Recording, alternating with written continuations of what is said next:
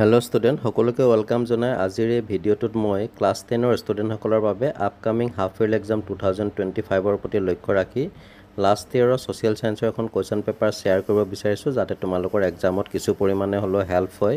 তো এনেদৰে মই ইয়াৰ আগতেও ইংলিছ, মেথছ, ছায়েন্স, আছামিছকে ধৰি আটাইকেইটা ছাবজেক্টৰে কুৱেশ্যন পেপাৰৰ ভিডিঅ' উইথ চলিউশ্যন ইতিমধ্যে মোৰ চেনেলত আগবঢ়াইছোঁ। যদি তোমালোকে চোৱা নাই চাব পাৰিবা, ডেছক্ৰিপশ্যনত লিংকটো দি দিছোঁ। আৰু কোনোবা নতুনকৈ আহিলে চেনেলটো ছাবস্ক্ৰাইব কৰি ল'বা এনেকুৱা ধৰণৰ হেল্পফুল ভিডিঅ' মোৰ পাই থাকিবৰ বাবে। আৰু যেতিয়া তোমালোকৰ স্কুলত এক্সাম ষ্টাৰ্ট হ'ব পাৰিলে মোৰ হোৱাটছআপ নম্বৰত কুৱেশ্যন পেপাৰবোৰ চেণ্ড কৰিবা যাতে মই তাৰ চলিউশ্যন ভিডিঅ' এনেদৰে দিব পাৰোঁ তোমালোকৰ হেল্প হ'বৰ বাবে। তো আহা তেতিয়াহ'লে আৰু আমি সময় ৱেষ্ট নকৰি কুৱেশ্যন পেপাৰখন ডিছকাছ কৰোঁ।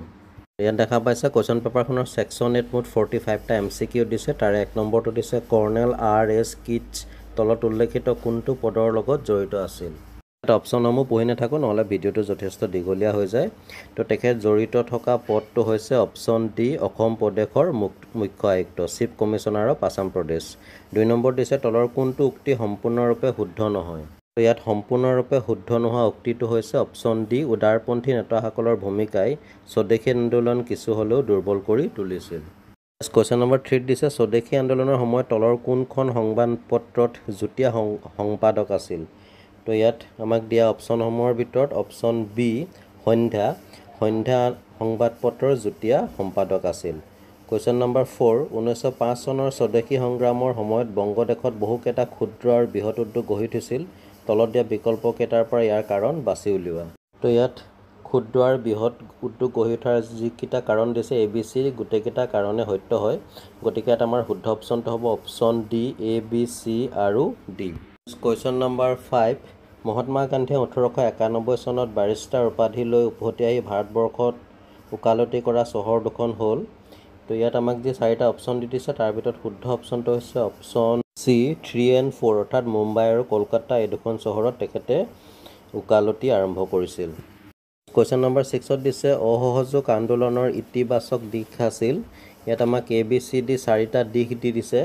তো এইকেইটা যদি আমি ভালদৰে চাওঁ শুদ্ধ অপশ্যনটো হ'ব অপশ্যন ডি অৰ্থাৎ ABC আৰু ডি গোটেইকেইটা দিশে ইয়াত অসহযোগ আন্দোলনৰ ইতিবাচক দিশ আছিলে। নেক্সট কুৱেশ্যন নম্বৰ 7 তলত উল্লেখ কৰা কোনখন চুক্তিৰ দ্বাৰা সাম্প্ৰদায়িক বাটোৱাৰা 1932 নীতিক সংশোধন কৰিবলৈ ব্ৰিটিছ চৰকাৰ মান্তি হৈছিল। ইয়াত আমাৰ শুদ্ধ অপশ্যনটো হৈছে অপশ্যন এ পুনে চুক্তি, পুনে এক্ট। কুৱেশ্যন নম্বৰ 8ত দিছে দ্বিজাতি তত্ত্বৰ ওপৰত গুৰুত্ব আৰোপ কৰা ব্যক্তিজন হ'ল। তো ইয়াত আমাক যি 4জন ব্যক্তিৰ নাম উল্লেখ কৰিছে তাৰ ভিতৰত শুদ্ধ অপশ্যনটো হৈছে অপশ্যন চি মহম্মদ আলী জিন্না। এবাৰ কুৱেশ্যন নম্বৰ 9ত আমাক 4টা উক্তি দিছে আৰু উক্তিকেইটা বিবেচনা কৰি শুদ্ধ বিকল্পটো বাছি উলিয়াবলৈ দিছে।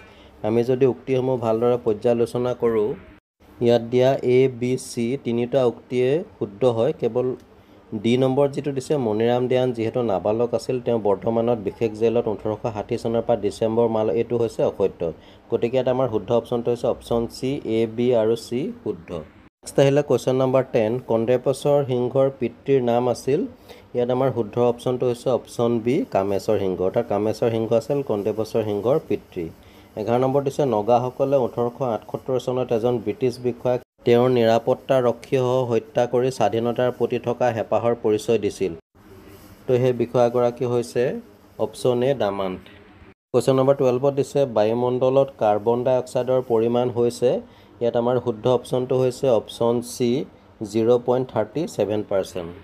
কুৱেশ্যন নম্বৰ 13ত দিছে তলৰ কোনটো বিকল্প সম্পদ ভূগোল অধ্যয়নৰ বিষয়বস্তুৰ লগত জড়িত। তো এতিয়া আমাক যি 4টা অপশ্যন দি দিছে তাৰ ভিতৰত শুদ্ধ অপশ্যনটো হৈছে অপশ্যন ডি পৰিকল্পনা ব্যৱস্থা সম্পদৰ প্ৰকাৰ। কুৱেশ্যন নম্বৰ 14ত দিছে দশম শ্ৰেণীৰ ছাত্ৰী আভাশ্ৰীয়ে তাইৰ বান্ধৱী আভাক ক'লে যে মানুহ নৱীকৰণযোগ্য সম্পদ, কিন্তু আভাই ক'লে যে মানুহ নৱীকৰণযোগ্য সম্পদ হ'ব নোৱাৰে কাৰণ মানুহ মৰণশীল।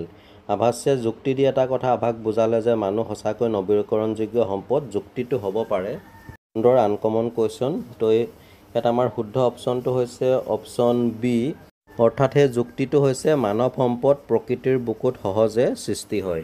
নেক্সট আহিলে কুৱেশ্যন নম্বৰ 15 তলৰ কোনটো এটা স্থানিক সম্পদ। ইয়াত স্থানিক সম্পদটো হৈছে option A uranium. Question number 16ত দিছে গুৱাহাটীৰ এটা উদ্যোগত লোৰ পুৰণি বস্তুসমূহ সংগ্ৰহ কৰি নতুন লো প্ৰস্তুত কৰা হয়। এই কাৰ্য সম্পদ সংৰক্ষণৰ কোনটো পদ্ধতিৰ লগত জড়িত? ইয়াত আমাৰ শুদ্ধ অপশ্যনটো হৈছে অপশ্যন চি পুনৰাৱৰ্তন। কুৱেশ্যন নম্বৰ 17 দিছে গুৱাহাটী মহানগৰৰ মাজেদি বৈ যোৱা ভৰলু নৈৰ পানী প্ৰদূষণ সমস্যাৰ প্ৰধান কাৰণ হৈছে। ইয়াত এ যিটো কাৰণ দিছে মহানগৰ আৱৰ্জনা এইটো হয় আৰু বি দিছে শিল্প উদ্যোগৰ আৱৰ্জনা এইটো হয়। গতিকে ইয়াত আমাৰ শুদ্ধ অপশ্যনটো হ'ব অপশ্যন ডি কেৱল এ আৰু B, only A and B.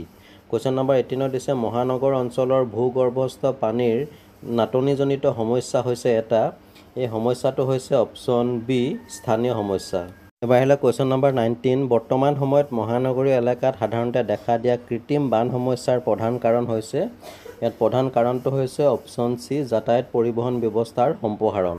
Question number 20ত আমাক কেইটামান পৰিঘটনাৰ কথা উল্লেখ কৰিছে আৰু সেই ঘটনাসমূহ সংঘটিত হোৱাত যিবিলাক চন এইখিনি আমাক শুদ্ধ ক্ৰমত সজাবলৈ দিছে। তো ইয়াক আমি এনেধৰণে সজাব পাৰোঁ। গতিকে দেখা গ'ল যে ইয়াত আমাৰ শুদ্ধ অপশ্যনটো হৈছে option B A2, B3, C4, D1। Question number 21 সংবিধান সভাৰ প্ৰথমখন বৈঠকত সভাপতি কোন আছিল? ইয়াত আমাৰ শুদ্ধ অপশ্যনটো হৈছে option C doctor Sachidananda Sinha.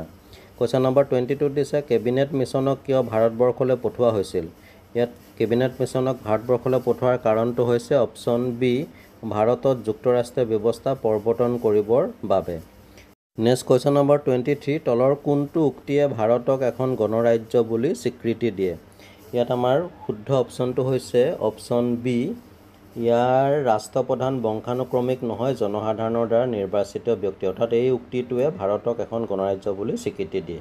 Question number 24 কোনখন আইনে সীমিত ৰূপত পৰাধীন ভাৰতবৰ্ষত সংসদীয় চৰকাৰৰ পদ্ধতি আৰম্ভ কৰিছিল? তো ইয়াত আমাৰ সেই আইনখন হৈছে অপশ্যন বি ভাৰত চৰকাৰ আইন 1935। কুৱেশ্যন নম্বৰ 25 যুক্তৰাষ্ট্ৰীয় ব্যৱস্থা প্ৰৱৰ্তনৰ ক্ষেত্ৰত ভাৰতে কোন দেশৰ সংবিধানখন অনুসৰণ কৰিছিল? ইয়াত আমাৰ শুদ্ধ অপশ্যনটো হৈছে option C Canada. Next question number 26ত দিছে ভাৰতৰ সংবিধান সভাৰ খচৰা সমিতিত থকা উত্তৰ পূৰ্বাঞ্চলৰ একমাত্ৰ সদস্য কোন আছিল?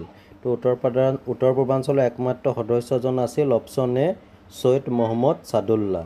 কুৱেশ্যন নম্বৰ 27 1976 চনৰ 42তম সংবিধান সংশোধনৰ জৰিয়তে প্ৰস্তাৱনাত সংযোগ কৰা শব্দ তিনিটা কি কি?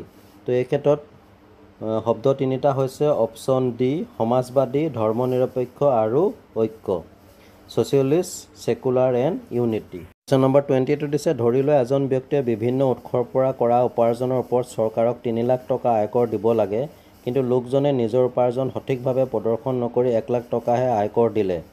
এই 3 - 1 = 2 লাখ হ'ব। ইয়াত মোৰ বোধৰে শুদ্ধ অপশ্যনটো হ'ব লাগে অপশ্যন চি কলা মুদ্ৰা বা black money. Next question number 29ত দিছে 1982 চনত নাবাৰ্ড প্ৰতিষ্ঠা হোৱাৰ আগলৈকে গ্ৰাম্য ঋণৰ ক্ষেত্ৰত কোনটো বেংকে নাবাৰ্ডৰ কাৰ্য সম্পাদন কৰি আহিছিল? তো ইয়াত আমাৰ শুদ্ধ অপশ্যনটো হৈছে অপশ্যন বি ৰিজাৰ্ভ বেংক। তাৰপিছতে কুৱেশ্যন নম্বৰ 30 সত্যজিতৰ ওচৰত এখন চাইকেল আছে কিন্তু তাক এটা কলমৰ প্ৰয়োজন হৈছে। চাইকেলখনৰ মূল্য আৰু কলমৰ মূল্য একেই নহয়। চাইকেলখন সৰু সৰু অংশলৈ ভাগ কৰি কলমটোৰ লগত বিনিময় কৰা সম্ভৱ নহয়। বিনিময়ৰ এই অসুবিধাটোক কি বুলি কোৱা হয়? মোৰ বোধেৰে ইয়াৰ শুদ্ধ অপশ্যনটো হ'ব লাগে অপশ্যন এ সংগতিবিহীন অভাৱ। তোমালোকেতো কমেণ্ট কৰি জনাবা। কুৱেশ্যন নম্বৰ 31 তলৰ কোনটো বাণিজ্যিক বেংকৰ কাৰ্যাৱলী? তো ইয়াত বাণিজ্যিক বেংকৰ কাৰ্যাৱলীটো হৈছে অপশ্যন বি সমাজৰ বিভিন্ন শ্ৰেণীৰ লোকক ঋণৰ যোগান ধৰে। It provides loans to different section of the society. Next question number 32 ভাৰতবৰ্ষৰ প্ৰথম বেংক অফ হিন্দুস্তান কেতিয়া স্থাপন হৈছিল? ইয়াত শুদ্ধ অপশ্যনটো হ'ব অপশ্যন চি 1770 1770। কুৱেশ্যন নম্বৰ 33 মুদ্ৰাৰ তাৰল্য গুণ আছে কাৰণ? ইয়াৰ শুদ্ধ কাৰণটো হৈছে অপশ্যন এ মুদ্ৰা সামগ্ৰীলৈ তৎকালীনভাৱে বা প্ৰত্যক্ষভাৱে ৰূপান্তৰিত হয়। কুৱেশ্যন নম্বৰ 34ত আমাক বিভিন্ন বেংকৰ কিছুমান চিম্বল দি দিছে। ষ্টেট বেংক আছে, এক্সিছ বেংক আছে, HDFC আছে আৰু পাঞ্জাৱ নেশ্যনেল বেংক আছে। এতিয়া কুৱেশ্যনটো দিছে ওপৰত দিয়া বেংকৰ সাংকেতিক চিহ্নৰ শুদ্ধ ক্ৰমটো বাছি উলিওৱা। ইয়াত আমাৰ শুদ্ধ অপশ্যনটো হৈছে option D SBI, axis, HDFC, PNB। Question number 35 তলৰ কোনটো বেংকে প্ৰশিক্ষণৰ জৰিয়তে উদ্যোগবিহীন জিলাসমূহত ঔদ্যোগিক উদ্যম বৃদ্ধিৰ বাবে আগভাগ লয়? তো এই ক্ষেত্ৰত উক্ত বেংকটো হৈছে অপশ্যন এ কৃষি আৰু গ্ৰাম্য উন্নয়নৰ ৰাষ্ট্ৰীয় বেংক অৰ্থাৎ নাবাৰ্ড। কুৱেশ্যন নম্বৰ 36 কাগজী মুদ্ৰা যোগান ধৰাৰ একমাত্ৰ কৰ্তৃত্ব কোনটো বেংকৰ থাকে? তো এই ক্ষেত্ৰত আমাৰ শুদ্ধ অপশ্যনটো হৈছে অপশ্যন বি কেন্দ্ৰীয় বেংকৰ চেণ্ট্ৰেল বেংক। নেক্সট আমাৰ এটা নিৰ্দেশনা এটা ডাইৰেকশ্যন দিছে। প্ৰশ্ন নং 37 পৰা 40লৈ দুটাকৈ উক্তি দিয়া আছে। প্ৰশ্নসমূহৰ বাবে তলত দিয়া এ বি চি আৰু ডি বিকল্পৰ পৰা শুদ্ধ বিকল্পটো বাছি উলিওৱা। কুৱেশ্যন নম্বৰ 37ত প্ৰথমটো উক্তি দিছে ব্ৰিটিছ চৰকাৰৰ নিয়ন্ত্ৰণকাৰী আইন 1773 মতে বংগ প্ৰেচিডেন্সিৰ গভৰ্ণৰ পদটো গভৰ্ণৰ জেনেৰেল পদলৈ উন্নীত কৰিছিল। এই উক্তিটো শুদ্ধ হয়। আৰু 2 নম্বৰটো দিছে ইয়াৰ দ্বাৰা বংগৰ গভৰ্ণৰ জেনেৰেলজনক বোম্বাই আৰু মাদ্ৰাছৰ গভৰ্ণৰ দুগৰাকীৰ তলতীয়া কৰাইছিল। এইটো অশুদ্ধ হয়। গতিকে ইয়াত আমাৰ শুদ্ধ অপশ্যনটো হৈছে অপশ্যন এ 1 শুদ্ধ কিন্তু 2 অশুদ্ধ। 1 is correct but 2 is incorrect. Question number 38ত প্ৰথম উক্তিটো দিছে অসহযোগ আন্দোলনে ব্ৰিটিছৰ অৰ্থনৈতিক আৰু ৰাজনৈতিক ক্ষমতাৰ ওপৰত প্ৰত্যাহ্বান সৃষ্টি কৰিছিল। এই উক্তিটো শুদ্ধ হয়। আৰু 2 নম্বৰটো দিছে 1919 চনৰ জালিয়ানৱালা বাগৰ হত্যাকাণ্ড অসহযোগ আন্দোলনত অৰিহণা যোগোৱা এটা উল্লেখযোগ্য কাৰক আছিল। এই উক্তিটো সত্য হয়। গতিকে ইয়াত আমাৰ শুদ্ধ অপশ্যনটো হৈছে অপশ্যন চি 1 আৰু 2 দুয়োটা শুদ্ধ। কুৱেশ্যন নম্বৰ 39ত প্ৰথম উক্তিটো দিছে মণিৰাম দেৱানৰ কৰ্মজীৱন ব্ৰিটিছ চৰকাৰৰ অধীনত কৰ্তৃত্বশীল বিষয়া হিচাপে আৰম্ভ হৈছিল। এই উক্তিটো সত্য হয়। আৰু 2 নম্বৰ উক্তিটো দিছে একে চৰকাৰৰ অধীনতে পিছলৈ তেওঁৰ পদবীবিহীন ধন মান সন্মানবিহীন এক সাধাৰণ প্ৰজালৈ অৱনতি ঘটিছিল। এই উক্তিটো শুদ্ধ হয়। গতিকে ইয়াত আমাৰ শুদ্ধ অপশ্যনটো হৈছে অপশ্যন চি 1 আৰু 2 দুয়োটা শুদ্ধ। কুৱেশ্যন নম্বৰ 41ত দিছে বায়ুমণ্ডল ভূপৃষ্ঠৰ পৰা ক্ৰমে ওপৰলৈ বিয়পি থকা এটা গেছীয় তৰপ। এই উক্তিটো শুদ্ধ হয়। আৰু 2 নম্বৰত দিছে বায়ুমণ্ডলৰ গুণাগুণ আৰু পৰিৱৰ্তন পৰিৱেশ তন্ত্ৰৰ অন্য তিনিওটা মণ্ডলৰ ওপৰত নিৰ্ভৰশীল। এই উক্তিটো শুদ্ধ হয়। গতিকে শুদ্ধ অপশ্যনটো হ'ব অপশ্যন চি 1 আৰু 2 দুয়োটা শুদ্ধ। আমাক এটা ডাইৰেকশ্যন নিৰ্দেশনা দিছে যে প্ৰশ্ন নং 41 পৰা 45লৈকে উক্তি এ আৰু কাৰণ আৰৰ প্ৰশ্ন দিয়া হৈছে। প্ৰশ্নসমূহৰ বাবে তলত দিয়া এ বি চি আৰু ডি বিকল্পৰ মাজৰ পৰা শুদ্ধটো বাছি উলিওৱা। তো 41ৰ উক্তিটো দিছে স্বদেশী সংগ্ৰামে ভাৰতীয় অৰ্থনীতিৰ ওপৰত সুদূৰ প্ৰসাৰী প্ৰভাৱ পেলাইছিল। এই উক্তিটো শুদ্ধ হয়। আৰু ইয়াৰ যুক্তি যিটো ৰিজনটো দিছে স্বদেশী সংগ্ৰামে ব্ৰিটিছ বাণিজ্যবাদৰ ওপৰত অৰ্থনৈতিক আঘাত হানিবলৈ সক্ষম হৈছিল। এইটো শুদ্ধ হয়। আৰু এই উক্তিৰ শুদ্ধ ব্যাখ্যা আগবঢ়াইছে। গতিকে ইয়াত আমাৰ শুদ্ধ অপশ্যনটো হ'ব অপশ্যন চি এ আৰু আৰ উভয়ে শুদ্ধ আৰু আৰ হৈছে এৰ শুদ্ধ বিৱৰণী। 42ত উক্তি দিছে 1932 চনত আইন অমান্য আন্দোলন পুনৰ আৰম্ভ হৈছিল। এই উক্তিটো শুদ্ধ হয়। আৰু ইয়াৰ যুক্তিটো দিছে কাৰণ লণ্ডনত অনুষ্ঠিত দ্বিতীয় ঘূৰণীয়া মেচমেলৰ পৰা গান্ধীজী সুদাহাতে উভতি আহিছিল। এইটো সত্য হয়। আৰু ইয়াৰ উক্তিৰ লগত ৰিলেশ্যন আছে। গতিকে ইয়াত আমাৰ শুদ্ধ অপশ্যনটো হ'ব অপশ্যন চি এ আৰু আৰ উভয়ে শুদ্ধ আৰু আৰ হৈছে এৰ শুদ্ধ বিৱৰণী। নেক্সট কুৱেশ্যন নম্বৰ 43ত উক্তিটো দিছে অসমৰ ৰাইচ মিলসমূহৰ গুৰুত্ব অপৰিসীম আছিল। এই উক্তিটো শুদ্ধ হয়। আৰু ইয়াৰ কাৰণটো দিছে ৰিজনটো কৃষক তথা সৰ্বসাধাৰণক ৰাজনৈতিকভাৱে সচেতন কৰি তুলিবলৈ এই ৰাইচ মিলসমূহে অহোপুৰুষাৰ্থ কৰিছিল। এইটো শুদ্ধ হয়। এই উক্তিৰ শুদ্ধ ব্যাখ্যা দাঙি ধৰিছে। গতিকে ইয়াত আমাৰ শুদ্ধ অপশ্যনটো হ'ব অপশ্যন চি এ আৰু আৰ উভয়ে শুদ্ধ আৰু আৰ হৈছে এৰ শুদ্ধ বিৱৰণী। কুৱেশ্যন নম্বৰ 44ৰ উক্তিটো দিছে সমগ্ৰ বিশ্বজুৰি অনবীকৰণ সম্পদ নিঃশেষ হৈ যোৱাৰ এক ভয়াৱহ ইংগিত দিছে। এইটো শুদ্ধ হয়। আৰু ইয়াৰ যুক্তিটো দিছে মানৱ সভ্যতাৰ বিকাশৰ লগে লগে প্ৰকৃতিৰ সম্পদৰ ব্যৱহাৰ সমগ্ৰ পৃথিৱীতে দ্ৰুতগতিত বৃদ্ধি পাইছে। এই সত্য হয়। আৰু উক্তিৰ শুদ্ধ ব্যাখ্যা দিছে। গতিকে শুদ্ধ অপশ্যনটো হ'ব অপশ্যন চি এ আৰু আৰ উভয়ে শুদ্ধ আৰ হৈছে এৰ শুদ্ধ বিৱৰণী। Question number 45 plus MCQ। ইয়াত উক্তিটো দিছে চেকৰ সাধাৰণ গ্ৰহণযোগ্যতা নাথাকে। এইটো শুদ্ধ হয়। আৰু ইয়াৰ ৰিজন যিটো কাৰণটো দিছে চেক বিহিত মুদ্ৰা নহয়। এইটো শুদ্ধ হয়। গতিকে ইয়াত আমাৰ শুদ্ধ অপশ্যনটো হৈছে অপশ্যন চি এ আৰু আৰ উভয়ে শুদ্ধ আৰ হৈছে এৰ শুদ্ধ বিৱৰণী।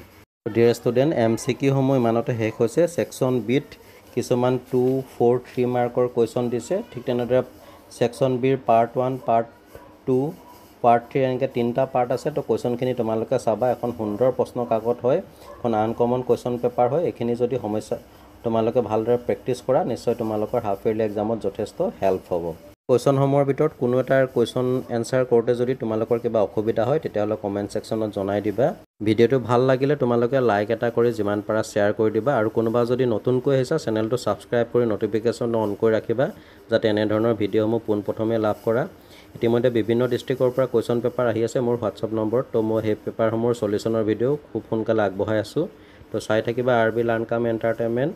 আন এটা ভিডিঅ'ত তোমালোকক পুনৰ লগ পাম। আৰু লগতে তোমালোকৰ হাফ ইয়াৰলি এক্সামৰ বাবে শুভেচ্ছা থাকিল। আজিলৈ আহোঁ।